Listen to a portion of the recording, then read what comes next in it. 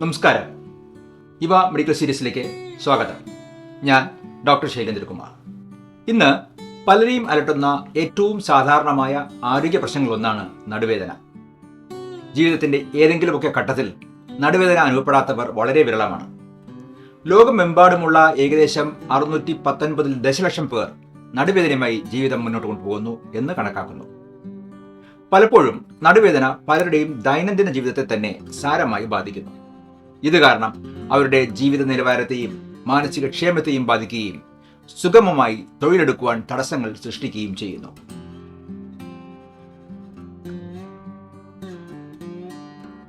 പ്രയോജനപ്രദമായ ഇത്തരം വീഡിയോകൾ നിങ്ങൾക്ക് സ്ഥിരമായി ലഭിക്കുന്നതിനായി ഇവ മെഡിക്കൽ സീരീസ് ചാനൽ സബ്സ്ക്രൈബ് ചെയ്ത് ബെൽ ബട്ടൺ ക്ലിക്ക് ചെയ്ത് ഓൾ എന്ന ഓപ്ഷൻ ഓണാക്കിയിടുക. ഒപ്പം കമന്റ് ചെയ്യാനും ഷെയർ ചെയ്യാനും മറക്കരുത്.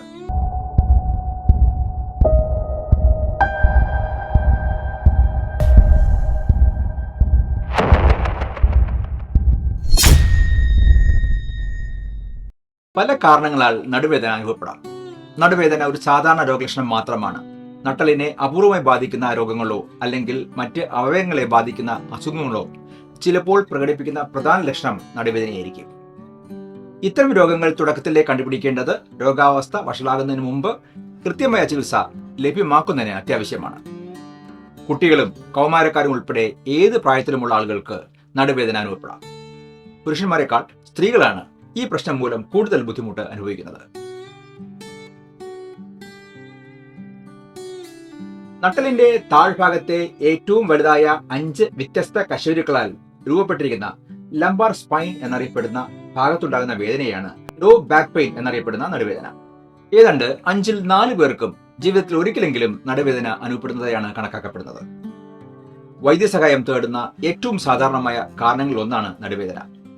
മറ്റുള്ളവരെ അപേക്ഷിച്ച് ചിലർക്ക് നടുവേദന ഉണ്ടാകാനുള്ള സാധ്യത കൂടുതലായിട്ട് കണ്ടുവരുന്നു. നടുവേദനയുടെ ലക്ഷണങ്ങൾ സാധാരണഗതിയിൽ വളരെ പെട്ടെന്നോ അല്ലെങ്കിൽ ക്രമേണയോ അനുഭവപ്പെടാം. ചിലപ്പോൾ എന്തെങ്കിലും എടുക്കുവാനായോ മറ്റോ കുനിയുമ്പോഴായിരിക്കും വേദന അനുഭവപ്പെടുന്നത്. വേദന കഠിനമായതോ ചെറിയ തോതിലോ അനുഭവപ്പെടാം. നടുവിന് അനുഭവപ്പെടുന്ന വേദന കാലുകളുടെ പിൻഭാഗത്ത് പ്രസരിച്ചേക്കാം. കുനിയുന്നത് പോലെയുള്ള ചില പൊസിഷനുകളിൽ വേദന പലപ്പോഴും കൂടുതലായി അനുഭവപ്പെടുകയും കിടക്കുമ്പോൾ കുറയുകയും ചെയ്യാം. പരിക്കുകൾ, ചില അവസ്ഥകൾ, ചില രോഗങ്ങൾ തുടങ്ങിയ കാരണങ്ങൾ നടുവേദനയ്ക്ക് ഇടയാക്കും. നടുവിനുണ്ടാകുന്ന ആയാസങ്ങളും ഉളുക്കുമാണ് നടുവേദനയുടെ ഏറ്റവും സാധാരണമായ കാരണം. വളരെ ഭാരമുള്ള വസ്തുക്കൾ ഉയർത്തുന്നത് മൂലമോ അല്ലെങ്കിൽ സുരക്ഷിതമായ രീതിയിൽ അല്ലാതെ ഭാരം ഉയർത്തുക എന്നീ കാരണങ്ങളാൽ പേശികൾ, ടെൻഡനുകൾ അല്ലെങ്കിൽ ലിഗമെന്റുകൾ എന്നിവയ്ക്ക് പരിക്കേൽക്കാം. ഇതുമൂലം നടുവേദന ഉണ്ടാകാം. അപകടങ്ങൾ, വീഴ്ചകൾ അല്ലെങ്കിൽ സ്പോർട്സുമായി ബന്ധപ്പെട്ട പരിക്കുകൾ എന്നിവ പേശികൾ, ലിഗമെന്റുകൾ അല്ലെങ്കിൽ കശേരുക്കൾ എന്നിവയ്ക്കുണ്ടാകുന്ന പരിക്കുകൾ കാരണം നടുവേദനയ്ക്ക് കാരണമാകും. കശേരുക്കൾ തമ്മിലുള്ള കർഷണം കുറയ്ക്കുവാനായി ഡിസ്കുകൾക്കിടയിൽ രൂപപ്പെട്ടിട്ടുള്ളതാണ് ഇന്റർ വെർട്ടിബ്രൽ ഡിസ്കുകൾ. ഈ ഡിസ്കുകൾക്ക് വീക്കം സംഭവിക്കുകയാണെങ്കിൽ അത് ഞരമ്പിൽ സമ്മർദ്ദം ചെലുത്തുന്നതിന് കാരണമാകാം. ചിലപ്പോൾ ഈ ഡിസ്കുകൾക്ക് ഹെർണിയേറ്റഡ് ഡിസ്ക് എന്നറിയപ്പെടുന്ന ഡിസ്ക് പുറത്തേക്ക് തള്ളുന്ന അവസ്ഥയ്ക്ക് കാരണമാകാം. പ്രായവർദ്ധനവിന് അനുസരിച്ച് ഡിസ്കുകൾക്ക് ഡീജനറേറ്റീവ് ഡിസ്ക് രോഗം എന്ന അവസ്ഥയ്ക്കും കാരണമാകാം. ഇത്തരം ഡിസ്ക് പ്രശ്നങ്ങൾ നടുവേദനയ്ക്ക് കാരണമാകാം. സ്പൈനൽ കോളം വളരെ ഇടുങ്ങിയതാക്കുന്ന സ്പൈനൽ സ്റ്റെനോസിസ് എന്ന അവസ്ഥ മൂലം നട്ടലിലൂടെ സഞ്ചരിക്കുന്ന സൂക്ഷ്മ നാഡിയിലും ഞരമ്പുകളിലും സമ്മർദ്ദം ചെലുത്തും. ഇത് കടുത്ത സയാറ്റിക് നാഡീവേദനയ്ക്കും നടുവേദനയ്ക്കും കാരണമാകാം. അതുപോലെ നട്ടലിന്റെ ഒരു വശത്തേക്ക് ചരിവുണ്ടാകുന്ന സ്കോളിയോസിസ് എന്ന അവസ്ഥയും നടുവേദനയ്ക്ക് കാരണമാകും. അമിത ആയാസം അല്ലെങ്കിൽ തെറ്റായ രീതിയിലുള്ള ഭാരം ഉയർത്തൽ പലപ്പോഴും നടുവിലെ പേശികൾക്കും അസ്ഥിബന്ധങ്ങൾക്കും ആയാസം ഉണ്ടാക്കും. ഇത് നടുവേദനയിലേക്ക് നയിക്കുന്നു. ശരിയായ രീതിയിലല്ലാതെ ദീർഘനേരം ഇരിക്കുകയോ നിൽക്കുകയോ ചെയ്യുന്നത് നടുവിന് അമിത സമ്മർദ്ദം ചെലുത്തുകയും നടുവിന് വേദനയും അസ്വസ്ഥതയും ഉണ്ടാക്കുകയും ചെയ്യും. വിഷാദരോഗം, പോസ്റ്റ് ട്രോമാറ്റിക് സ്ട്രെസ് ഡിസോർഡർ തുടങ്ങിയ മാനസിക രോഗങ്ങളുള്ളവരിൽ നടുവേദന കൂടുതലായി കാണപ്പെടാറുണ്ട്. എന്ന് മാത്രവുമല്ല, വേദനയുടെ തോതൽ ഇവർക്ക് കൂടുതലായിരിക്കുകയും ചെയ്യും. സാധാരണ നൽകുന്ന വേദനാ സംഹാരികൾ കൊണ്ടോ ഫിസിയോതെറാപ്പി കൊണ്ടോ ഇവരുടെ വേദനയ്ക്ക് ശമനം ലഭിക്കണമെന്നില്ല. ജോലി സംബന്ധമായ സമ്മർദ്ദമുള്ളവരിലും ഇതുപോലുള്ള രോഗലക്ഷണങ്ങൾ കാണാറുണ്ട്. ഇങ്ങനെയുള്ള രോഗികൾക്ക് ഒരു മാനസിക രോഗ വിദഗ്ധന്റെ സേവനം അത്യാവശ്യമാണ്. നട്ടലിനെ അപൂർവമായി ബാധിക്കുന്ന രോഗങ്ങളെ അല്ലെങ്കിൽ മറ്റ് അവയവങ്ങളെ ബാധിക്കുന്ന അസുഖങ്ങളോ പ്രകടിപ്പിക്കുന്ന പ്രധാന ലക്ഷണം ചിലപ്പോൾ നടുവേദനയായിരിക്കും. ഇത്തരം രോഗങ്ങൾ തുടക്കത്തിലെ കണ്ടുപിടിക്കേണ്ടത് രോഗാവസ്ഥ വഷളാകുന്നതിന് മുമ്പ് കൃത്യമായ ചികിത്സ ലഭ്യമാക്കുന്നതിന് അത്യാവശ്യമാണ്. വാതരോഗങ്ങൾ അത്തരം കാരണങ്ങളിൽ ഉൾപ്പെടും.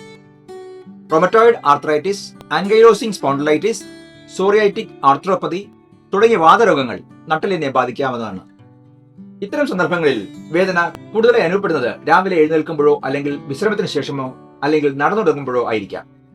വേദന 30 മിനിറ്റോ അതിൽ കൂടുതലോ സമയം നീണ്ടു നിൽക്കും. വിശ്രമത്തിന് ശേഷം നടന്നു തുടങ്ങുമ്പോൾ നട്ടലിന്റെ ചലനത്തിന് കുറവ് സംഭവിക്കുക, മറ്റ് സന്ധികൾക്കുള്ള വേദന എന്നിവയും ലക്ഷണങ്ങളാണ്. നട്ടലിനെ ബാധിക്കുന്ന അണുബാധയും ട്യൂമറും നടുവേദന ലക്ഷണമായി വരുന്ന മറ്റ് രോഗാവസ്ഥകളാണ്. എന്നാൽ ഇതിൽ നിന്ന് വ്യത്യസ്തമായി മറ്റ് ശരീരഭാഗങ്ങളിലെ അസുഖങ്ങളുടെ ലക്ഷണങ്ങളായി നടുവേദന വരാറുണ്ട്. പാൻക്രിയാസിനെയോ പിത്താശയത്തെയോ ആമാശയത്തെയോ ബാധിക്കുന്ന രോഗങ്ങളിൽ നടുവേദന ചിലപ്പോൾ ഒരു രോഗലക്ഷണമായി കാണപ്പെടാം. വിശപ്പ് കുറവ്, ഛർദി, വയറുവേദന, ഓക്കാനം, ഭക്ഷണം കഴിക്കുമ്പോൾ വേദന കൂടുക, ശരീരഭാരം കുറയുക തുടങ്ങിയവയാണ് പൊതുവെ ഇത്തരം സന്ദർഭങ്ങളിൽ കാണുന്ന സൂചനകൾ. മൂത്രാശയ കല്ലുകളോ മൂത്രാശയ അണുബാധയോ ചിലരിൽ നടുവേദന ഉണ്ടാക്കുന്നതായി കാണാറുണ്ട്. പുരുഷന്മാരിൽ പ്രോസ്റ്റേറ്റിനെ ബാധിക്കുന്ന അണുബാധ ചിലപ്പോൾ നടുവേദന ഉണ്ടാക്കാറുണ്ട്. അരക്കെട്ടിന്റെ ഭാഗത്തുള്ള വേദന, മൂത്രമൊഴിക്കുമ്പോൾ വേദന അനുഭവപ്പെടുക, മൂത്രത്തിലുള്ള നിറവ്യത്യാസം, പതിവായി വീണ്ടും വീണ്ടും മൂത്രമൊഴിക്കണം എന്നുള്ള തോന്നൽ തുടങ്ങിയ ലക്ഷണങ്ങളാണ് ഇത്തരം സന്ദർഭങ്ങളിൽ ഉണ്ടായി കാണുന്നത്. ഗർഭാശയത്തെ ബാധിക്കുന്ന അണുബാധകൾ, ഫൈബ്രോയിഡ്, എൻഡോമെട്രിയോസിസ് തുടങ്ങിയ രോഗങ്ങൾ നടുവേദന ഉണ്ടാക്കാം. ക്രമരഹിതമായ ആർത്തവം, ആർത്തവ സമയത്തെ അതികഠിനമായ വേദന, അസാധാരണമായ കനത്ത രക്തസ്രാവം, കൂടുതലായുള്ള യോനിസ്രവം തുടങ്ങിയവയാണ് ഇതിനോടനുബന്ധിച്ച് കാണാവുന്ന ലക്ഷണങ്ങൾ. ഹൃദയത്തിൽ നിന്നുള്ള പ്രധാന രക്തധമനിയായ അയോട്ടയെ ബാധിക്കുന്ന രോഗങ്ങൾ നടുവേദനയ്ക്ക് കാരണമാകാം. അയോട്ടയ്ക്കുണ്ടാകുന്ന അനൂറിസം അഥവാ വീക്കം അല്ലെങ്കിൽ അയോട്ടിക് ഡിസെക്ഷൻ അഥവാ ആന്തരിക പാളി കീറൽ എന്നിവയാണ് പ്രധാനമായും രോഗലക്ഷണം ഉണ്ടാക്കുന്നത്. ഇത് നേരത്തെ തന്നെ കണ്ടുപിടിച്ചില്ലെങ്കിൽ ജീവന് തന്നെ അപകടം സംഭവിക്കാനുള്ള സാധ്യത ഏറെയാണ്. ഈ രോഗങ്ങളുടെ പ്രധാന ലക്ഷണം തന്നെ നടുവേദനയാണ്. ചെറുപ്പത്തിൽ ചിക്കൻ ബോക്സ് വന്നവർക്ക് പ്രായമാകുമ്പോൾ അത് വീണ്ടും സജീവമാവുകയും നടുവിലോ നെഞ്ചിന്റെയോ വയറിന്റെയോ ഭാഗത്തോ വേദനയുള്ള കുമിളകളായി ഹെർപ്പസ് സോസ്റ്റർ പ്രത്യക്ഷപ്പെടുകയും ചെയ്യാറുണ്ട്. ഇത്തരം സന്ദർഭത്തിലും നടുവേദന അനുഭവപ്പെടാറുണ്ട്. ഏതാണ്ട് 30 വയസ്സിന് മുകളിൽ പ്രായമുള്ളവർക്കാണ് നടുവേദന കൂടുതലായി കണ്ടുവരുന്നത്. നട്ടലിലെ കശേരുകൾക്കിടയിൽ കുഷൻ പോലെ കശേരുകൾ തമ്മിൽ ഉരയുന്നത് തടയുകയും ചെയ്യുന്ന ഡിസ്കുകൾ പ്രായവർദ്ധനവിനനുസരിച്ച് ക്ഷയിക്കുന്നു. ഇത്തരത്തിൽ ഡിസ്കുകൾ ദുർബലമാകുമ്പോൾ നടുവേദന അനുഭവപ്പെടാം.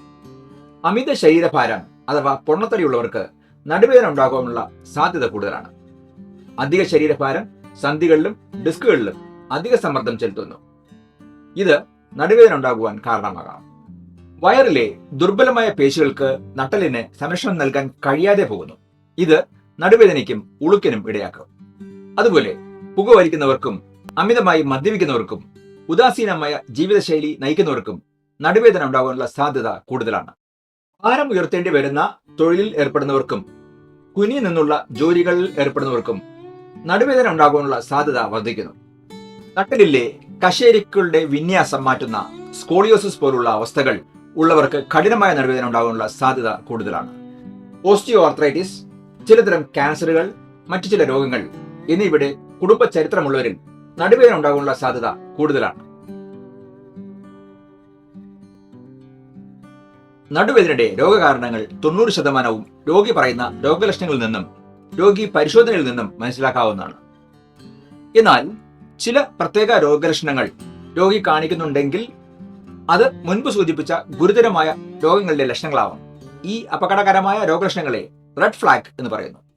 ഈ രോഗലക്ഷണങ്ങൾ ഉണ്ടെങ്കിൽ എക്സ്റേ, സ്കാനിംഗ്, രക്തപരിശോധനകൾ തുടങ്ങിയ പരിശോധനകൾ നടത്തി രോഗനിർണയം നടത്തേണ്ടതായി വരും. സാധാരണയായി വിശ്രമെടുക്കുന്നതിലൂടെയും ഐസ് ബാഗ് ഉപയോഗിക്കുന്നതിലൂടെയും വേദന സംഹാരികൾ ഉപയോഗിക്കുന്നതിലൂടെയും നടുവേദന മെച്ചപ്പെടും. കുറച്ചു ദിവസത്തെ വിശ്രമത്തിന് ശേഷം സാധാരണ പ്രവർത്തനങ്ങളിലേക്ക് മടങ്ങുവാൻ കഴിയും. നടുവേദനയ്ക്കുള്ള മറ്റു ചികിത്സകൾ വേദനയുടെ കാരണത്തെ ആശ്രയിച്ചിരിക്കുന്നു. വേദന ഒഴിവാക്കുവാനായി മരുന്നുകൾ, അതായത് വേദനാ സംഹാരികൾ ശുപാർശ ചെയ്തേക്കാം. നടുവേദനയ്ക്ക് ഫിസിക്കൽ തെറാപ്പി ശുപാർശ ചെയ്തേക്കാം. ഫിസിക്കൽ തെറാപ്പി ചെയ്യുന്നതിലൂടെ പേശികളെ ശക്തിപ്പെടുത്തുവാൻ സാധിക്കും. നട്ടലിനെ പിന്തുണയ്ക്കുവാനും വഴക്കം മെച്ചപ്പെടുത്തുവാനും ഫിസിക്കൽ തെറാപ്പി സഹായിക്കുന്നു. റേഡിയോ ഫ്രീക്വൻസി അബ്ലേഷൻ എന്ന പ്രക്രിയയിലൂടെ വേദനയുണ്ടാകുന്ന സ്ഥലത്തിനടുത്തുള്ള ചർമ്മത്തിലൂടെ ഒരു സൂചി കടത്തി റേഡിയോ തരംഗങ്ങൾ സൂചിയിലൂടെ കടത്തിവിട്ട് അടുത്തുള്ള ഞരമ്പുകളെ കേടുവരുത്തി തലച്ചോറിലേക്കുള്ള വേദന സിഗ്നലുകളെ തടസ്സപ്പെടുത്തുന്നു. നാഡിയിലേക്കോ സുഷ്മന നാഡിയിലേക്കോ മൃദുവായ വൈദ്യുത പ്രേരണകൾ അയക്കുന്ന ഉപകരണമാണ് നെർവ് സ്റ്റിമുലേഷൻ ഇംപ്ലന്റ്. നടുവേദനയുള്ള രോഗികൾക്ക് വേദന നിയന്ത്രിക്കാൻ ഇത് ഉപയോഗപ്പെടുത്തുന്നു. നടുവേദനയ്ക്ക് കാരണമാകുന്ന ചില പരിക്കുകൾക്കും അവസ്ഥകൾക്കും ശസ്ത്രക്രിയ ആവശ്യമായി വരുന്നു. രോഗം മൂലമോ നട്ടലിലെ ഘടനാപരമായ പ്രശ്നങ്ങൾ മൂലമോ ഉണ്ടാകുന്ന നടുവേദനയെ പ്രതിരോധിക്കുവാൻ കഴിയില്ല. എന്നാൽ നടുവേദനയ്ക്ക് കാരണമാകുന്ന പരിക്കുകൾ പോലുള്ള പ്രശ്നങ്ങൾ ഒഴിവാക്കുവാൻ കഴിയും. നട്ടലിന് പരിക്കേൽക്കുവാനുള്ള സാധ്യത കുറയ്ക്കുന്നതിന് ചില കാര്യങ്ങൾ ഗുണം ചെയ്യും. അധിക ശരീരഭാരം കശേരുക്കളിലും ഡിസ്കുകളിലും സമ്മർദ്ദം ചെലുത്തുന്നു. ആരോഗ്യകരമായ ശരീരഭാരം നിലനിർത്തുന്നതിലൂടെ ഈ പ്രശ്നം ഒഴിവാക്കി കിട്ടും. ഭാരം ഉയർത്തുമ്പോൾ പരിക്കുകൾ ഒഴിവാക്കുവാനായി ഭാരം നടുവിലേക്ക് വരാത്ത രീതിയിൽ, ഭാരം കാലുകളിലേക്ക് വരുന്ന രീതിയിൽ വേണം ഉയർത്തുവാൻ.